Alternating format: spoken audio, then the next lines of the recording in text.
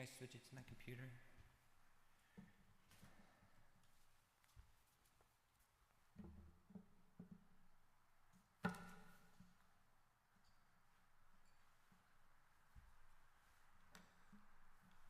There it is. Okay. My sermon today, one man, three names. I didn't put a comma in it. The other one did. Probably should have a comma. Let's pray. Our Father in heaven, please be with us today. Help us to come closer to you. Thank you for the Bible to help us to learn. Help us to trust in you, Lord. In Jesus' name we pray. Amen.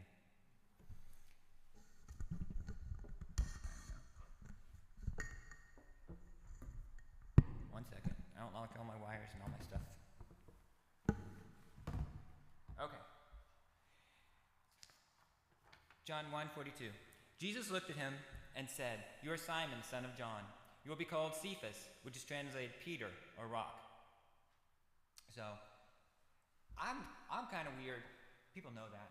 I'm kind of weird. I give people nicknames. Sometimes I tell people their nicknames. Sometimes I don't tell them their nicknames. Like when we lived in California, there was a person from Rona. She was from Corona. So every time I said her name, it was Rona from Corona, because that just made sense. So you knew where Rona was from. Seems like in the Bible they kind of do that too. Wait, I gotta rewind. So there's some famous rocks in the world. So Rock Hudson. Anybody else think of some famous rocks? Dwayne The Rock Johnson. Dwayne The Rock. Yes, Dwayne The Rock Johnson. Rocky, Sylvester Stallone. So when you hear these names, you think of The Rock or you think of Rocky, you have an image in your head, right? He's not a skinny guy. He's a big guy. He's, and sometimes God changes our names to fit who we are, or maybe sometimes He changes our name to fit who we will become. That's a hard sentence for me to say. So He'll change our name to fit who we are or who we will become. Some of the famous name changes in the Bible. Abram, which was exalted father, became Abraham, father of multitude. Sarai, which meant princess, but then it became Sarah, which also meant princess. Jacob, to follow, be behind. He had several. Israel, he strives with God. Solomon, peaceable, became Jedediah, beloved of the Lord. Simon, one who hears, became Cephas, also translated to Peter, which is rock. My name is Christopher.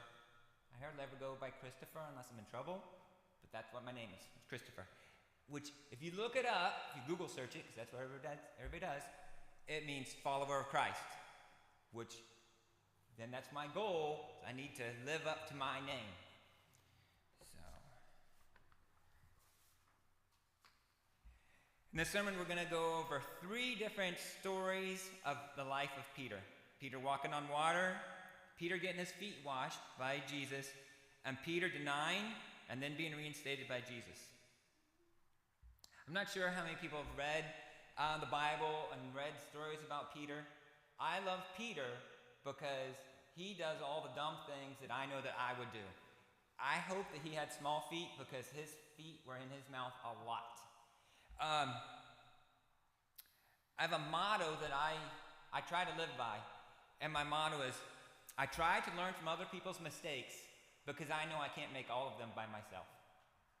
So, and I think that Peter probably did learn from his mistakes, but we're going to go through some of the things in his life, and hopefully we can learn from those.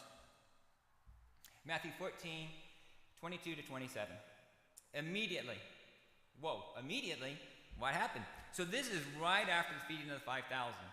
So some people believe that mob of, it's not a mob of 5,000, so it's 5,000 men, and maybe twice that many women and children. So maybe 15,000? We don't know. But some scholars believe that they were going to forcefully, or try to forcefully make Jesus the king. So, and Jesus kind of said, nope, I'm going to disperse this crowd, I'm going to disperse my disciples, we're moving on. Immediately, Jesus made the disciples get into the boat and go on ahead of him to the other side. While he dismissed the crowd, after he had dismissed them, he went up on the mountainside by himself to pray. Later that night, he was alone. He was there alone, and the boat was already a considerable distance from land, buffeted by waves because the wind was against it. So, it doesn't say it, but this is the Sea of Galilee. Sea of Galilee's pretty big. It's 13 miles long by 18 miles wide. So, another text, it says it was in the middle. So it was 3 to 4 miles out. So it's out there. So it's in the middle of the Sea of Galilee. Shortly before dawn, Jesus went out to them, walking on the lake. When the disciples saw him walking on the lake, they were terrified. "It's a ghost," they said, and cried out in fear. Why did they think it was a ghost? At that time, sailors, which a lot of the disciples were fishermen, sailors, they believed that if you died at sea, then you haunted the sea. So that was their belief. So they're seeing, think about it. If you're in a boat and you see a person, people don't walk on water. They're seeing a person walk on water. You got to make things make sense. That's what made sense in their head. But Jesus immediately said to them, "Take courage, it is I, don't be afraid." Another verse is, "Take heart, I am, do not be afraid." He's saying it right there. I am. What is I am? I am, the great I am. God, I am God. Take courage, I am God, don't be afraid. Verse 28 to 33. "Lord, if it's you," Peter replied, "tell me to come to you on the water." So when Peter saw Jesus doing the unexplained, then Peter does the unexplained and asks to come out with him into the chaos of the storm. How many people are going to do that? You see something that's unexplainable, are you going to be like, "Yep, I want to be doing that as well"? Peter did. And Jesus said, "Come." Then Peter got out of the boat, walked on water, and came toward Jesus. Then when he saw the wind, he was afraid and began to sink, cried out, "Lord, save me." I love this. "Lord, save me." I would say it's the world's shortest prayer. It's all it took. "Lord, save me." We need to remember that prayer. You know how some people memorize prayers? Maybe that's the one we need. Maybe that's the one I need to memorize. It's short, sweet, and to the point. Save me. Immediately, Jesus reached out his hand and caught him. I'll pause for a second. So, a second ago it said beginning to sink. When we think beginning to sink, we're thinking like a piece of paper on water. How fast does a piece of paper sink on water? It's going. If you watch it, you can see it go. But Jesus had to immediately grab him. He wasn't sinking like a piece of paper. He was sinking like an anvil. He said, immediately Jesus reached out a hand and caught him. "You have little faith," he said. "Why do you doubt?" Okay, I'm going to attempt to say this word in Greek. I'm going to slaughter it. Oligopista, something like that, is what he said. "You have little faith." Oligopista, which is a Greek, it's a playful name, which a father would say to his son if he was to fall down. He's not, scorning at him. He's like, "Oh, Peter." But he said that word I can't say. Oligopista. And, he's helping him up. So he's not mad at him. And he says, "Why did you doubt?" And he said, Peter, too, was a toddler in his faith, and he needed to be lifted up. And when he climbed in the boat, and the wind died down, then those who were in the boat worshipped him, saying, "Truly, you are the Son of God." So the first time when Jesus was in the boat, remember he was sleeping in the boat, there was a storm, and he woke up, calmed the storm. What did they say? They said, "Whoa, who is this guy?" Second time, they didn't say, "Who is this guy?" They knew. They said, "Truly, you are the Son of God." In John 6:21, it adds, "And immediately the boat was on the land to which they were going." So, there's a lot that just happened. They get in the boat, storm calm, they're on shore. They were 3 to 4 miles out, they're on shore. Everyone wants to criticize Peter. "Oh, you have little faith." How little faith you had. How many people were in that boat? Maybe 12, right? How many people got out of the boat? One person. All the rest of them were just kind of sitting in the boat, just watching. Wait. And then we criticize him? Should we? Moving on. Oh, wait. Not moving on. So, from the meetingtent.com, 5 things that we learned from Peter walking on water. Peace is found in the absence of the storm. No. Peace is not found in the absence of the storm, but in the presence of Jesus. Peace is not found in the absence of the storm, but in the presence of Jesus. Faith requires stepping out of the boat. So that's how we know he had faith. He got out of the boat. Without Jesus, you will sink. That's pretty to the point. Our response should be worship. When we see something incredible like that, when Jesus... I'm going to take a drink.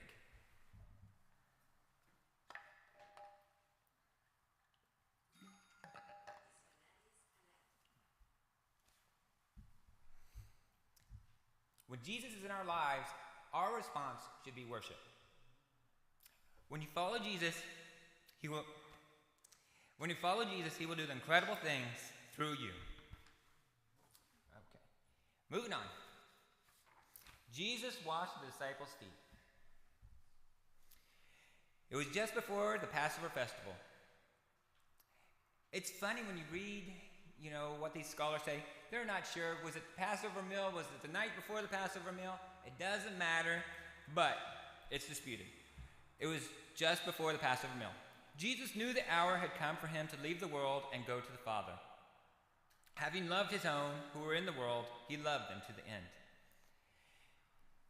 Several times Jesus had said, the hour has not yet come. I don't have all the verses, but you remember, Jesus said that. My hour has not yet come.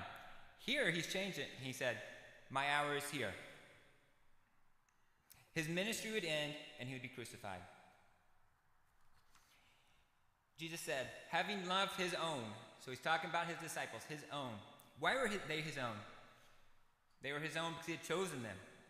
Because he had given them himself to them. Because his Father had given them to him. Because he would soon purchase them with his own blood. And because they had yielded themselves to him. They were his own. He loved them to the end. That's kind of one of those funny sentences. So, I don't think they're meaning to the end that he's going to die. They're saying it's going to be the end to the fullest extent, to the utmost, to the most that he could love them. He loved them. The evening meal was in progress, and the devil had already prompted Judas, the son of Simon Iscariot, to betray Jesus. Jesus knew that the Father had put all things under his power, and that he had come from God and was returning to God. So he got up from the meal, took off his outer clothing, and wrapped a trowel around his waist. After that, he poured water into the basin and began to wash his disciples' feet, drying them with the towel that was wrapped around him. So this is kind of a living parable. He rose from the supper. He also rose from the heavenly throne. He laid aside his garments. He laid aside his heavenly robe. He took a towel and girded himself. He took the form of a servant. He poured water into a basin. He poured his blood out and cleansed us all.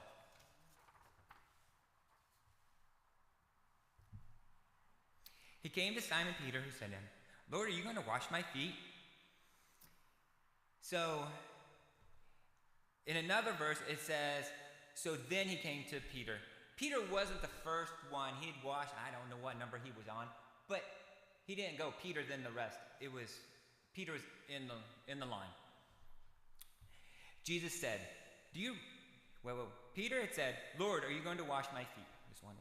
Jesus replied, do you realize now what I am doing? But later you will understand. No, said Peter, you shall never wash my feet. Whoa. No, you won't wash my feet. Which makes sense, kinda. Jesus answered, unless I wash you, you have no part with me.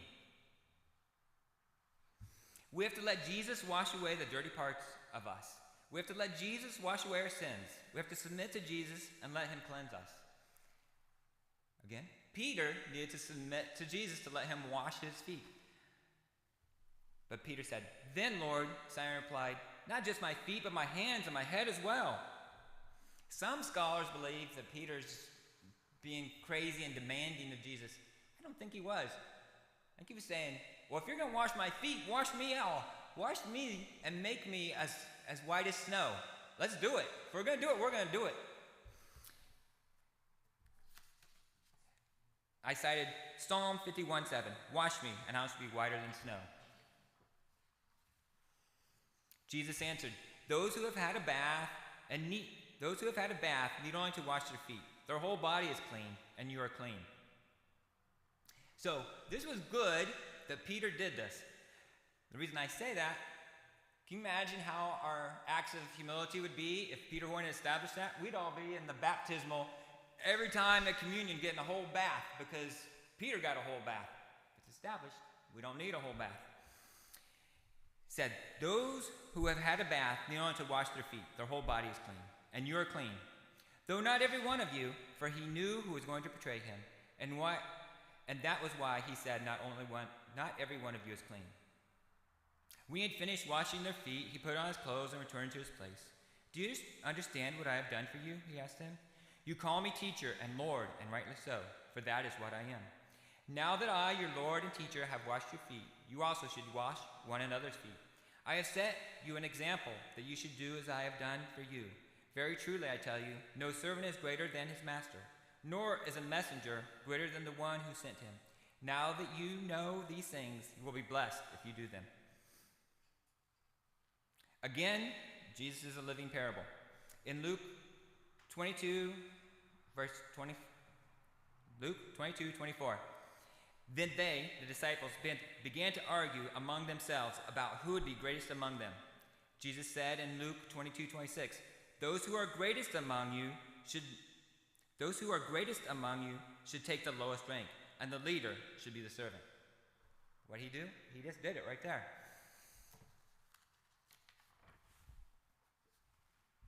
Oh, this is a great picture. So here Jesus is washing his feet. If you look 3 in from the left, there's a person just, what is going on? And wouldn't you be like that? What in the world? It just threw everything upside down. And that was the thing. Somebody, the lowest person, should have washed their feet when they came in. Nobody did. They were arguing who is the greatest. No one was going to be like, yep, I'm the lowest. That's me. And they got all the way to sit down at the supper, and no one had done it. And Jesus is like, well, I guess I'm the lowest. I will take the place of the servant and wash everybody's feet. And that guy like this, if that was me, I'd be like, oh, shoot, that should have been me. I should be washing their feet. And that's why we do acts of humility. Jesus predicts Peter's denial. Matthew 26:31-35. Then Jesus told them, This very night you will all fall away on account of me. For it is written, I will strike the shepherd, and the sheep of the flock will be scattered. That's found in Zechariah 13:7. But after I have risen, I will go ahead of you into Galilee. I'm going to reread it. This very night you will fall away on account of me, for you will all fall away on account of me. For it is written, but after I have risen, I will go ahead of you into Galilee. So what did he say? I'm going to die. You're all going to run away, but I'm going to rise again. He said it. Boom, right there. Peter replied, well, wait, let me rewind. I know I do this. I'm right there. I'm guilty. We'll hear what Peter says in a second. We start thinking, we start speaking sometimes before the other person has stopped their speech. We already start, this is what I'm going to say, I'm going to say it. And we're not listening. Because Jesus said, this very night you will all fall away on account of me. That's all they heard, right? Because in Peter replied, even if all fall away on account of you, I never will. Totally missed, I'm coming back. Everybody was surprised that he came back. He told them. And listen also what Peter said. He said, even if all, who's the all? Everybody in that room. Everybody in this, even if all these jokers fall away, not me. I'm greater than them. Truly I tell you, Jesus answered, this very night before the rooster crows, you will disown me 3 times. Ooh, 3 times? Peter just said 0, and Jesus said 3. Not once, not twice, 3. But Peter declared, even if I have to die, I will never disown you. This is the kicker that I just picked up. And all the other disciples said the same. Again, we're always criticizing Peter. It says, and all the other disciples said the same. Peter's just got a bad reputation. You know, the Bible authors, and Peter did this, well, and the other ones did too. Sometimes we do that too.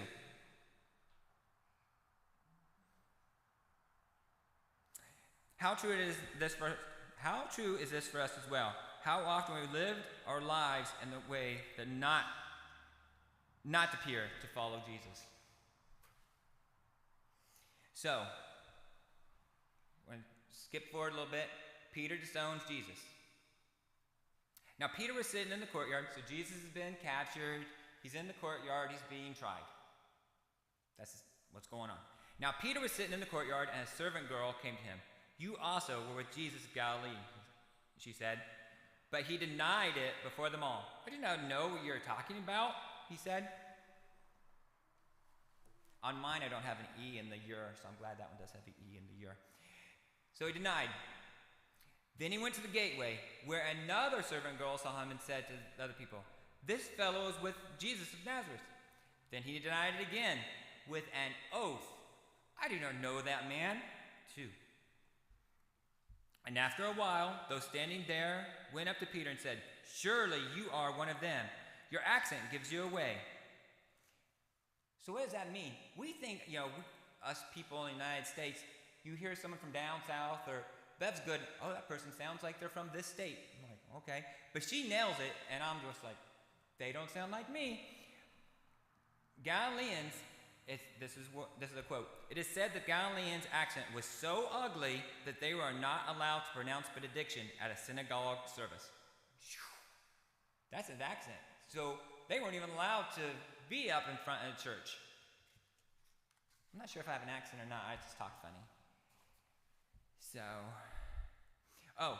So first, denied. Second, he denied it with an oath. Let's see what number 3 is. Then he began to call down curses, and he swore at them. I don't know the man. Denied with an oath, and then he called down curses and swore at them. Immediately, a rooster crowed. Then Peter remembered the word Jesus had spoken. Before the rooster crows, you will disown me 3 times. And he went outside and wept bitterly. It's good that you read the different verses in the Bible. In Luke 22, 60 to 62. But Peter said, man, I do not know what you are talking about. Immediately, while he was still speaking, the rooster crowed. And Peter turned, and the Lord turned and looked at Peter. Holy cow, that'd be terrible. So, read again. I do not know what you're saying. Immediately while he was speaking, the rooster crowed, and the Lord turned and looked at Peter. Then Peter remembered the words of the Lord, and he said to him, before the rooster crows, you will deny me 3 times. Peter went out and wept bitterly. Boy, just a little bit worse. Can you imagine that? When you've sinned 3 times, boom, boom, boom, and then you see the face of Jesus right then, hitting you hard. John 21, 1 to 5. Jesus reinstates Peter. Afterward what? So we skip back. John 20, verse 30. And truly Jesus did many signs in the presence of the disciples, which are not written in the book. But these are written that you may believe that Jesus is the Christ, the Son of God, and that believing you may have life in his name. Afterward that. So now, afterward, Jesus appeared again to his disciples by the Sea of Tiberias, also the Sea of Galilee. It happened this way. That's how I start stories, or I should. It happened this way. I tell Bev sometimes, wait, I'm telling this story, but John's telling this story. Simon Peter, Thomas, called Didymus, Nathanael from Cana in Galilee, the sons of Zebedee, and 2 other disciples. Boy, that'd be terrible. You make it into the Bible, and you're just, and 2 others, but 7 people. I'm going out to fish, Simon Peter told them, and they said, we'll go with you. Here's the question. Why was Peter going out to fish? Was he sitting in the upper room and he said, nope, this disciple thing is not working for me. I used to be a fisherman. I'm going to go back to being a fisherman. Or was he sitting up in the upper room and said, holy cow, I'm hungry. I could use some fish right now. We don't know. But he said, I'm going to go fishing. And everybody else said, we'll go with you. So they went out and got into the boat, but that night they caught nothing. Early in the morning, Jesus stood on the shore, but the disciples did not realize that it was Jesus. He called out to them, friends, haven't you any fish? No, they answered. Jesus said, throw your net on the right side of the boat, and you will find some. When they did, they were unable to haul the net in because of the large number of fish. So, just in that act, they didn't throw their net in on the left side one time and say, nope, no fish, that's the night. Think about it. I have never, maybe I have one time, fished with a net. But I'm sure you don't throw it in, wait all night long and pull it back in. You throw it in, wait a little bit, pull it back in. They keep doing it. They've been doing it all night. They're getting tired. They're getting discouraged. Jesus says, throw it on the other side. See what happens. Jesus is telling them that they are not fishermen, but fishers of men. And that we need God to direct our actions. So, then the disciples who Jesus loved said to Peter, it is the Lord. As soon as Simon Peter heard him say, it is the Lord, he wrapped out his outer garment around him, for he had taken off, and jumped into the water. So Peter, the disciples followed in the boat, towing the full net of fish, and they were not far from shore, about 100 yards. I think it's funny. So they're 100 yards out, and they criticized them a second ago that they didn't recognize Jesus. I wouldn't recognize someone 100 yards away. That's a little ways away. Okay, when they landed, they saw the fire burning coals. There were fish on it and some bread. Jesus said to them, bring some of the fish you have caught. Simon Peter climbed aboard and dragged the net ashore. It was full of large fish, 153. But even so, many...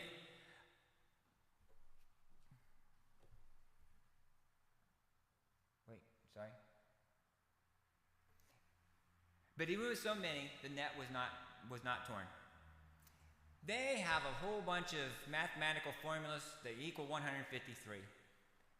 I think there's 153 fish in the net. That's why it says 153.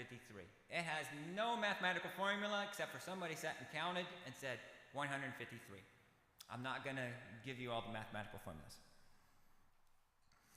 Jesus said to them, come and have breakfast. Jesus had already had the fish on the grill. The disciples were just adding to the meal. He already had, he said. Anyway, none of the disciples dared to ask him, who are you? They knew it was the Lord. Jesus came, took the bread and gave it to them, and did the same with the fish. This is now the 3rd time Jesus appeared to the disciples after he was raised from the dead. It's not the 3rd time. This is the 3rd time that John writes that Jesus had done a miracle. So it's not the 3rd, it's just the 3rd time in this book that he's saying something happened. When they finished eating, Jesus said to Simon Peter, Simon, son of John, do you truly love me more than these? What do you call him? Simon, son of John. How did we start off? He changed his name. He said, your name from now on shall be Cephas, nicknamed Peter. Whoa, he reverted back. Perhaps it's because he didn't act like a rock. Don't know. He said, Simon, son of John, do you truly love me more than these? Who's these? We don't know. Was it the fishermen, the act of fishing? Was it all the disciples that were there? Doesn't matter, because Peter says, yes, Lord, he said, you know I love you. Jesus said, feed my lambs. Again, Jesus said, Simon, son of John, do you truly love me? He asked. He answered, yes, Lord, you know that I love you. Jesus said, take care of my sheep. So, we're reading in English. This is written in Greek. And it's kind of like the native Alaskans in snow. They say there's 20 different words for snow in Alaska. I always call it snow, but there's 20 different. There is like 7 different ways to say love. And so, agape love is unconditional love. Jesus is saying, do you agape me? But the bad thing, Peter's not saying, yes, Lord, I agape you. He's saying, I phila you. Yeah, you're my friend. I love you like a friend. He's like, do you love me unconditionally? I love you like a friend. So he's asked once, do you agape me? I phila you. Do you agape me? I phila you. The third time, he said to him, Simon, son of John, do you love me? Do you phila me? Simon, son of John, do you phila me? Peter was hurt because Jesus asked him the third time. Do you love me, he said. Lord, you know all things. You know that I love you, Jesus said. Feed my sheep. So the third time he asked him, he said, first time, do you agape me? Second time, do you agape me? Third time, do you phila me? So, Jesus kind of brought down his level of love to match Peter's. So, then we're going to go through. He said, feed my lambs, tend to my sheep, feed my sheep. Here he had made him fisher of men. He just now changed his occupation. He's like, henceforth, you shall no longer be a fisher of men. You shall be a shepherd. He picked it up. He got it. He says, then Jesus says, I tell you the truth, when you were younger, you dressed yourself and went where you wanted. But when you're old, you will stretch out your hands, and someone else will dress you and lead you where you do not want to go. Jesus said this to indicate the kind of death by which Peter would glorify God. Then he said, follow me. So we're going to rewind. So, how's Peter going to die? He's going to die on a cross, his arms outstretched. Is he going to do it like Jesus? Nope. He's going to do it upside down. Because Peter didn't feel he was worthy to die in the same posture as Jesus. But what did Jesus say to him? Then he said to him, follow me. As we remember how this all started, full circle, as Jesus was walking beside the Sea of Galilee, he saw 2 brothers, Simon, called Peter, and his brother Andrew. They were casting a net into the lake, for they were fishermen. Come, follow me, Jesus said, and I shall send you out to be fishers for people. And at once they left their nets and followed him. Isn't that amazing how God just changed it all right back around? Okay, summary. Peter, who's a great disciple, the leader of the disciples. Jesus changed his name from Simon to Cephas to Peter. He changed his occupation from fisherman to fisher of men, to the shepherd of men. Peter is always there to do the unthinkable, like get out of the boat in the middle of a storm. To say the unthinkable, like, well then wash my hands and my head. He's also there to say things like, no, Lord, I will never sin against you. If we're to learn from Peter, this proves that we should have faith in the storms of life. That we need to ask God to wash us and clean us as white as snow. And that God will forgive us for all the sins that we commit.